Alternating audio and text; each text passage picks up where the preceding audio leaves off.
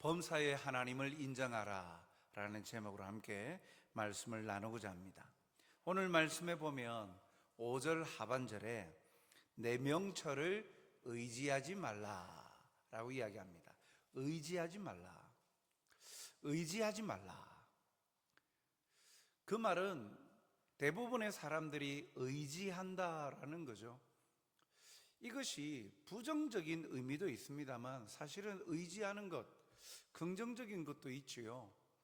사람은 홀로 세워져 있는 존재가 아니기 때문에 다른 존재, 다른 사람에 대해서 기대고 의지하려는 성향이 있습니다. 왜요?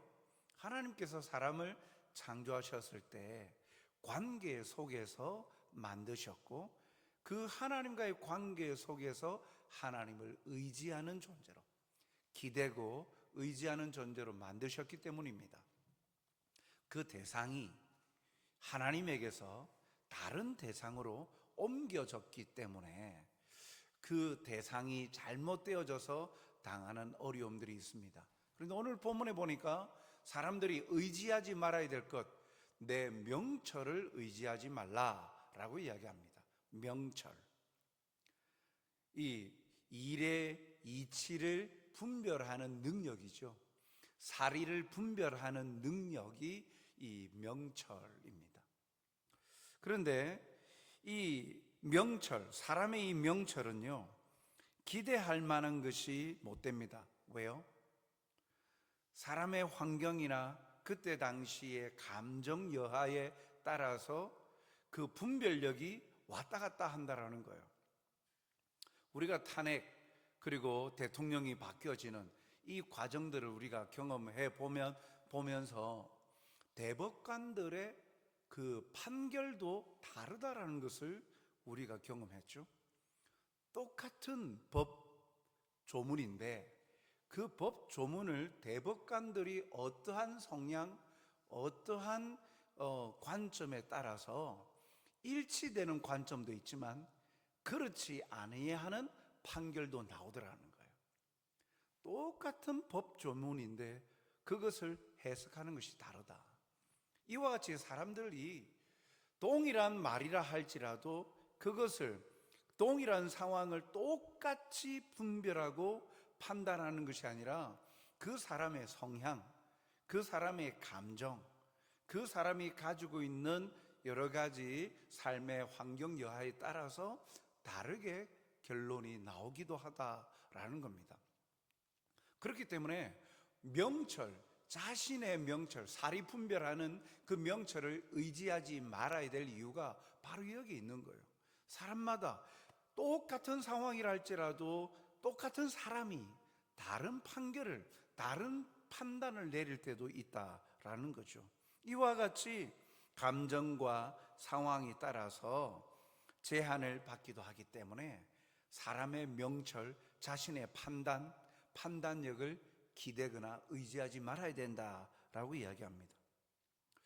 유명한 알렉산더 대왕도 보십시오. 젊을 때 20세의 왕으로, 마케도니아 왕으로 등극합니다. 그런데 남달랐어요. 어릴 때부터 그가 행하는 일들이 참 남달랐습니다. 그래서 우리는 흔히들 알렉산더 할 때에 대왕이라고 붙여서 이야기도 합니다. 비록 이제 33세의 나이, 젊은 나이에 죽었습니다만 그 과정 가운데 얼마나 큰 영토 확장과 더불어서 헬레니즘, 그 헬라 사상을 퍼뜨리면서 많은 영토를 통치하고 다스립니다. 이집트도 그리고 인도까지도 진출을 하지요. 그리고 전 세계에 70여 개의 자기 이름을 집어넣은 대도시들을 세웠어요. 알렉산드리아라는, 알렉산더 이 이름을 향하여서 지금도 알렉산드리아라는 이름도 있죠. 이와 같은 일을 하였지만 그래서 대왕이다, 그래서 위대한 왕으로 등극하기도 하였지만 그의 죽음을 보십시오. 그 유럽을 정복하고 그 자신만만하던 그 어느 날 원숭이 재롱을 보다가 원숭이의 손을 물려요. 그로 인하여서 말라리아가 감염이 되어서 결국은 33세에 죽습니다. 젊은 나이 그렇게 죽게 될 줄 누가 알았습니까? 또 나폴레옹도, 프랑스의 나폴레옹도 마찬가지입니다. 전쟁을 앞두고 대포를 이렇게 준비를 해서 대대적인 이 워투르라는 그곳에서의 전쟁을 벌일 때 승리를 위하여서 대포 부대를 준비를 했는데, 그런데 소나기가 와버립니다. 소나기가 내려서 결국 그 대포가 제대로 사용하지도 못한 채 대패하게 되어집니다. 누가 알았겠습니까? 원숭이에게 손가락을 물려가지고 말라리아 전염돼서 죽을 줄 누가 알았습니까? 비가 내릴 줄 누가 알았습니까? 아무리 유명하고 아무리 뛰어나다 할지라도, 지략가라고 할지라도, 왕이라고 할지라도 그의 판단력과 분별력 가지고 되어지는 일이 없어요. 변수가 많다라는 거죠. 그렇기 때문에 사람의 명철을 의지하는 것, 자기의 분별력과 판단력을 의지해서 사는 것, 지혜롭지 못하다라고 말합니다. 우리는 우리 자신이 아니라 하나님을 의지하며 살아야 합니다. 고린도전서 말씀을 볼까요? 고린도전서 1장 25절 말씀을 보면 하나님의 어리석음이 사람보다 지혜롭고 하나님의 약하심이 사람보다 강하니라. 하나님을 의지하면서 살아야 될 이유가 바로 여기에 있는 것이죠. 사람은 시기마다 또 환경마다 그렇게 제약을 받고, 또한 알지 못하는 미래, 그것에 어떻게 대처해야 할지도 분명히 알지도 못하는 그런 연약한 인생이라는 거죠. 그러나 하나님은 오히려 하나님께서 어리석을 리 없지만, 설령 하나님이 어리석다 해도 사람보다는 지혜롭다는 거예요. 설령 하나님께서 약하시다 한다 한들 사람보다도 강하다라는 거죠. 우리보다 지혜롭고 강하신 하나님을 의지하며 살 것인가, 아니면 하나님보다 어리석은 우리의 분별력과 판단력에 따라서 살 것인가? 그 질문에는 선명하고 분명하지 않습니까? 단순하지 않습니까?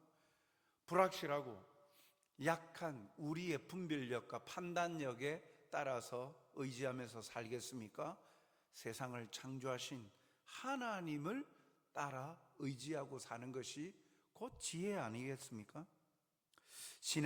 신앙생활은 나를 믿고 의지하는 것에서 떠나서 하나님을 믿고 의지하며 나아가는 것, 그것이, 그 과정이 신앙입니다. 조금씩이라도 괜찮습니다. 나아가는 것이 중요하죠. 무슨 일에든지 어떤 상황에서든지 하나님만을 굳게 믿고 의지하며 살아가는 성도 여러분이 되시길 바랍니다. 그리고 자녀를 키우고 또 정착해 가는 우리 루디아 회원 여러분들도 여러분들의 인생의 걸음들, 그것 가운데에 가장 중요한 것, 여러분들의 분별력과 판단력보다도 지혜롭고 완전하신 하나님을 신뢰하고 의지하고 따르는 우리 전도회 회원들이 되시길 주님의 이름으로 축복합니다. 하나님께서 이 사람을 창조하실 때에 기본적으로 하나님과의 관계 속에서 살아가도록 창조하셨습니다. 그래서 관계를 이어가게 하는 것은 상호 간의 신뢰입니다. 부부 관계도 마찬가지죠. 서로가 신뢰하지 못하면 어떻게 부부 관계를 이어가겠습니까? 그래서 의심병이 도지고 의심하다 보니까 관계가 깨어지잖아요. 모든 관계는 사실은 건강하게 이어져 가기 위해서는 상호 간의 신뢰가 존재가 되어져야 됩니다. 하나님께서 우리를 창조하실 때도 하나님과 사람 사이에 그러한 상호 신뢰 관계 속에서 우리를 창조하셨어요. 그런데 하나님은 선하십니다. 거룩하십니다. 진리이십니다. 거짓이 없으세요. 그래서 우리를 기만하지 않으십니다. 하나님은 사람을 대하실 때 사기를 치거나 기만하지 않으세요. 항상 한결같은 마음으로 우리를 바라보시고 또한 우리를 대하세요. 우리를 믿고 기다리시는 거예요. 그렇다면 하나님과의 관계 속에서 우리가 그 관계가 이어져 가려면 상호 신뢰라고 했으니까 하나님은 전폭적으로 우리를 신뢰하시고 기대하시고 바라시니까 우리가 하나님을 신뢰하면 그 관계는 지속적으로 이어져 가는 거예요. 그러므로 기독교 근본의 신앙 원리는 하나님을 신뢰하는 데 있는 거예요. 오늘 말씀 5절 중반에 보면 여호와를 신뢰하고 라고 말씀하죠. 신뢰의 사전적인 의미는 굳게 믿고 의지한다라는 겁니다. 하나님을 신뢰하는 것이 가장 약한 자의 모습 같지만 참 지혜와 삶의 가장 지혜의 근본이 됩니다. 하나님을 믿는 것, 하나님을 의지하는 것, 하나님을 신뢰하는 것, 왠지 모르게 다른데 기대는 것이 약한 모습처럼 비춰지고 강하지 않는 것처럼 보여지는 것. 그렇지만 성경은 뭐라고 말합니까? 시편 111편 10절에 이렇게 말씀합니다. 여호와를 경외하는 것이 지혜의 근본이라. 그러면서 그의 계명, 여호와의 계명을 지키는 자는 다 훌륭한 지각을 가진 자다. 여호와를 경외하는 것, 두려워 떨며 하나님을 경배하고 섬기는 것, 그것이 모든 지혜의 출발이고 근본이다. 그러면서 하나님의 계명을, 말씀을 지키는 자는 다 훌륭한 지각을 가진 자다. 모자라서, 부족해서, 연약해서 그래서 하나님의 말씀을 지키는 것이 아니라 하나님의 말씀을 지키는 자가 다 훌륭한 지각을 가진 자라는 거예요. 어리석은 자라 하지 아니하고 약한 자라 하지 아니하고 하나님의 말씀을 지키는 자가 훌륭한 지각을 가진 자라 성경은 말씀하고 있다라는 거예요. 그렇기 때문에 하나님을 신뢰하고 기대하고 의지하고 하나님을 따르는 것, 약한 자들이다. 그래서 뭔가 보잘것없는 자다. 성경 그렇게 말하지 않습니다. 다 훌륭한 지각을 가진 자다라고 말하고 있어요. 예레미야 32장 40절에 보면 내가 그들에게 복을 주기 위하여 그들을 떠나지 아니하리라 하는 영원한 언약을 그들에게 세우고 나를 경외함을 그들의 마음에 두어 나를 떠나지 않게 하고. 하나님은요 우리에게 복을 주기 위하여서 하나님은 떠나지 않으신대요. 그런데 떠나지 아니하시고 우리 옆에서 괴롭히시는 분이 아니라 우리에게 복을 주기를 원하시는데 하나님께서 하나님을 경외하는 마음을 주셨다. 그래서 다시 한번 말씀 다시 보여주십시오. 예레미야 32장 40절 하반절에 나를 경외함을 그들의 마음에 두어 나를 떠나지 않게 하셨다. 야, 너희들은 나를 섬겨, 나를 경배해. 그래서 강압적으로 우리에게 하나님을 예배라고 경배하라고 그렇게 하시는 의도가 아니죠. 말씀 다시 꼼꼼히 보십시오. 복을 주기 위하여 그들을 떠나지 아니하리라. 하나님께서 하나님의 백성들을 떠나지 않는 이유가 복을 주시기 위함이다. 그런데 하반절 말씀 보세요. 그들의 마음에 경외함을 주신 것, 나를 떠나지 않게 하려고. 하나님을 떠나지 않게 하려고 하나님은 자신의 백성들에게 경외함의 마음을 주셨다라는 거예요. 이어서 생각해 보면 그러면 결국 하나님께서 하나님의 백성들에게 자신을 경배하고 경외하는 마음을 주신 것은요, 자신을 떠나지 아니하고 끊임없이 복받게 하시려고 경외함을 주셨다는 거예요. 하나님은 이러한 분이세요. 이러한 하나님을 신뢰하고 의지하고 기대하는 것 얼마나 우리에게 복입니까? 부끄러움이 아니잖아요. 하나님께서 복 주기 위하여서 떠나지 아니하시고 함께 하시길 원하시는 마음을 경외토록 하신 것입니다. 그런 관점에서 이 신뢰라는 단어는요, 하나님을 향하여서 전적 기댄다는 마음이죠. 기대고 의지함으로 통하여 하나님이 주시는 복을 우리가 누리게 된다라는 거예요. 그러니 하나님을 기대는 것이 무너지면 우리의 행복도 사라진다는 거예요. 하나님을 의지하지 아니하면 하나님께서 가까이 하셔서 떠나지 아니하시고 베풀어 주시는 복을 우리가 누리지 못한다는 것이죠. 하나님께 자신을 맡기고 전적으로 기대면 어떻게 됩니까? 사람은 영원히 하나님 의존적이죠. 하나님으로부터 독립하려는 것이 사실은 죄의 본질이에요. 하나님 못 믿겠다라는 거예요. 하나님 필요 없다라는 거예요. 그래서 하나님과 단절되어지고 하나님으로부터 떨어져 나가려고 하는 것, 그게 죄의 본질 아닙니까? 하나님 없이도 살 수 있다라는 거예요. 하나님 없이도 행복할 수 있다라는 거예요. 하나님 없이도 자기 인생을 성공적으로 살아갈 수 있다라고 생각하는 거죠. 하나님의 존재 자체를 거부감을 느끼고 그리고 거부하는 것, 그것이 죄의 본질 아닙니까? 하나님을 떠나 자존하려는데 무지함이 있고 결국 그 인생은 하나님의 저주가 있죠. 하나님과의 관계를 회복하고 영생의 복을 누리는 유일한 길은 바로 하나님을 신뢰하는 데 있습니다. 하나님을 신뢰하는 것이 하나님의 지혜를 얻는 것이고 하나님이 예배하신 복을 누리는 것이에요. 그래서 신앙의 원리는 하나님을 신뢰하는 거예요. 어떻게 해요? 마음을 다하여서 하나님을 신뢰하는 거예요.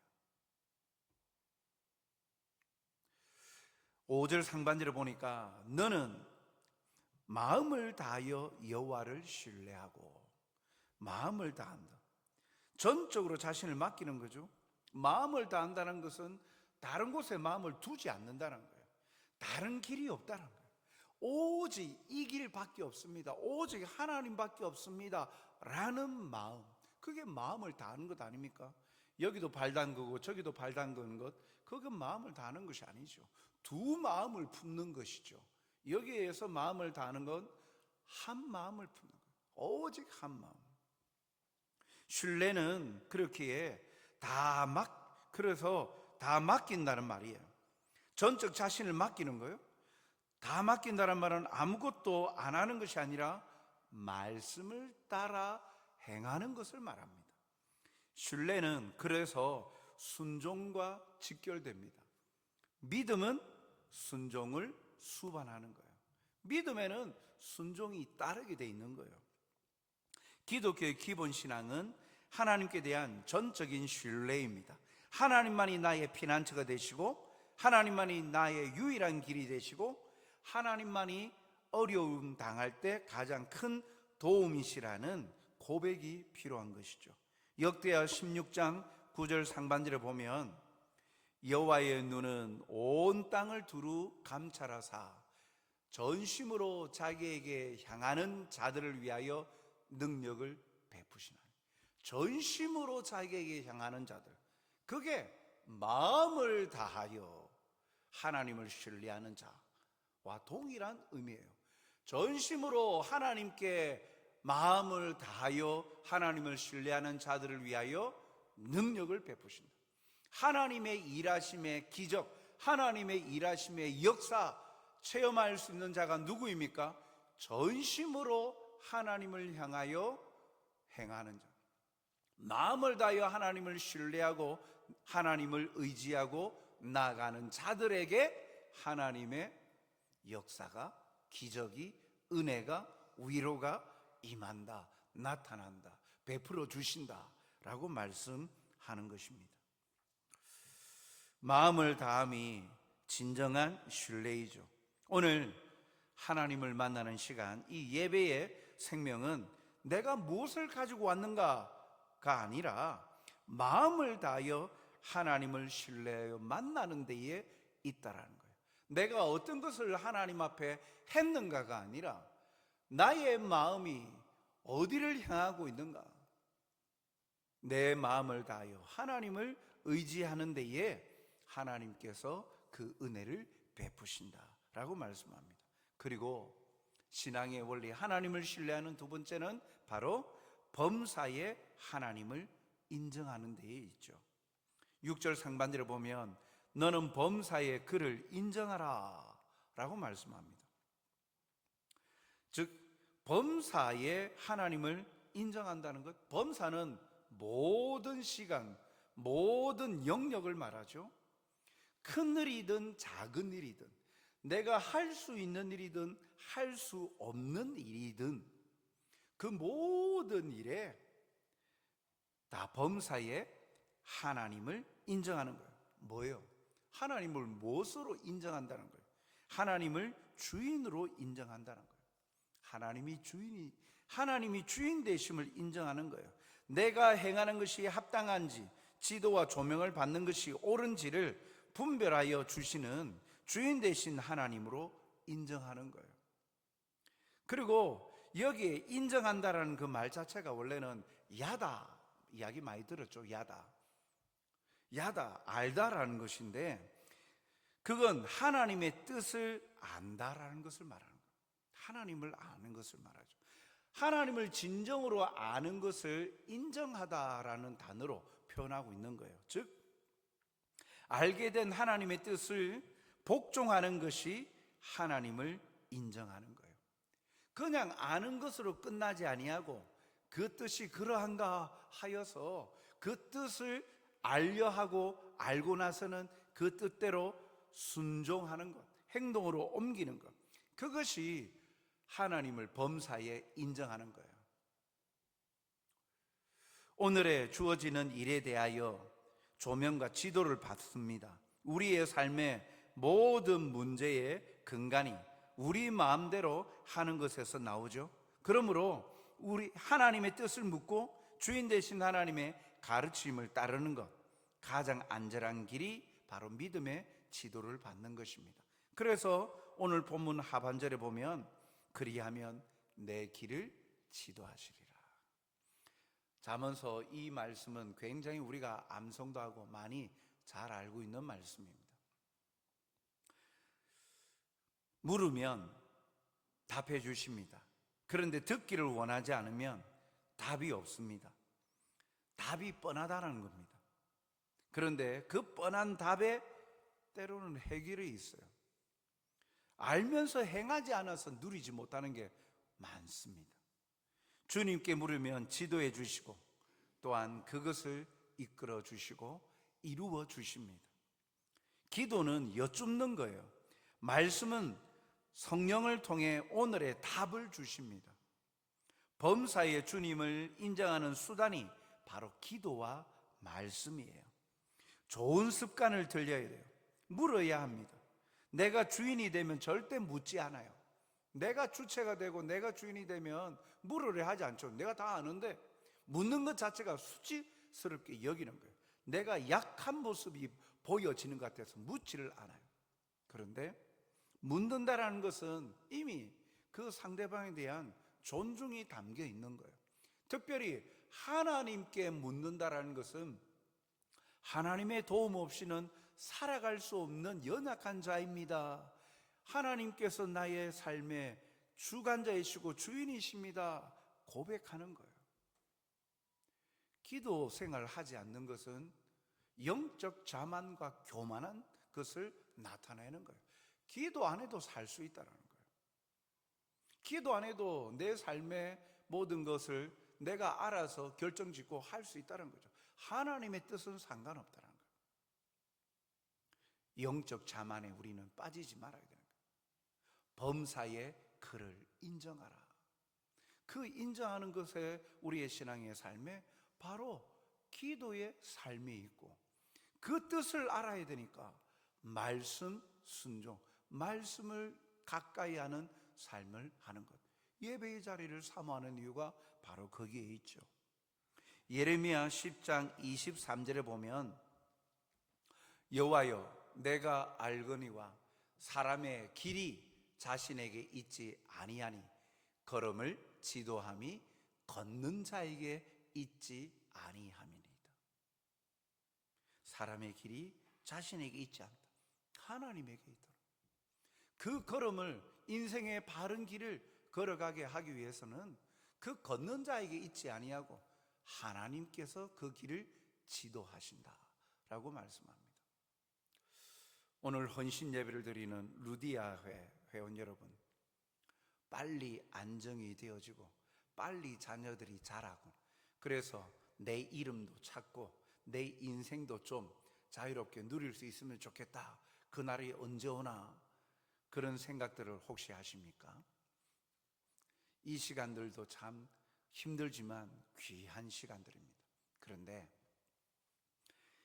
지금 이 시기에 범사에 하나님을 인정하고 하나님의 지도하심을 받는 훈련이 되어 있지 아니하면, 시간이 지나면 오히려 해결되는 것이 아니라 더욱더 더 버거운 짐과 문제들로 힘든 시기들이 지속적으로 찾아오게 되어 있어요.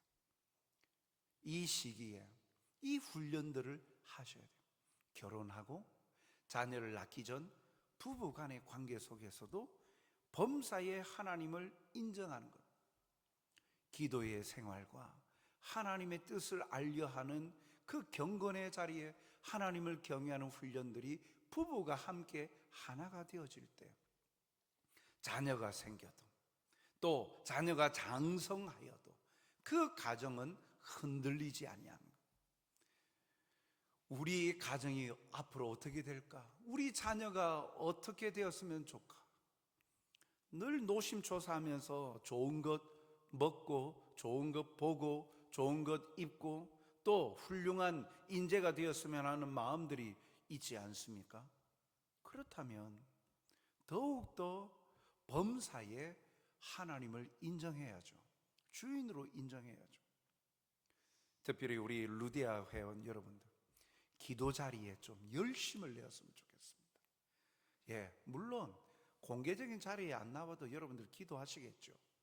그러나 개인적인 기도의 자리도 필요하지만 새벽 제단, 금요 기도에 나와서 하나님 앞에 간절히 기도해 보십시오.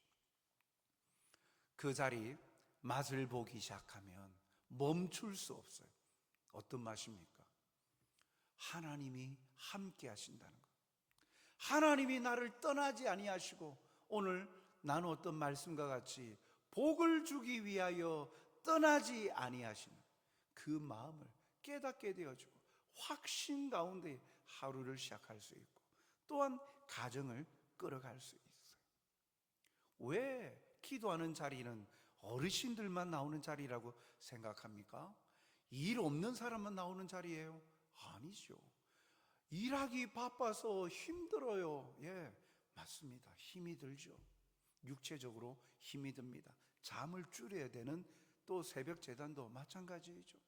또 금요 기도에도 마찬가지예요. 기도의 자리. 뭔가 포기해야 되는 건 맞아요. 그런데 그것을 포기하지 아니하려고 기도의 자리, 하나님과의 교제의 자리를 포기하는 순간 그 시간들이 많아질수록 그 삶의 영역에 내가 주인이 되면 그 모든 짐을 내가 다 짊어져야 돼요. 얼마나 건강하기에 나 홀로 그 짐을 지고 갈 수 있어요? 그 짐을 지고 갈 수 있는 인생 아무도 없어요. 하나님께 맡겨드릴 때 하나님께서 그 모든, 너희 모든 염려 다 주께 맡겨버리라. 주께서 권고하시리라. 이 시기에 훈련이 안 되면 여러분들의 인생에 계속 버거움과 힘듦의 순간들이 찾아올 때 쉽게 다치고 넘어지는 거예요.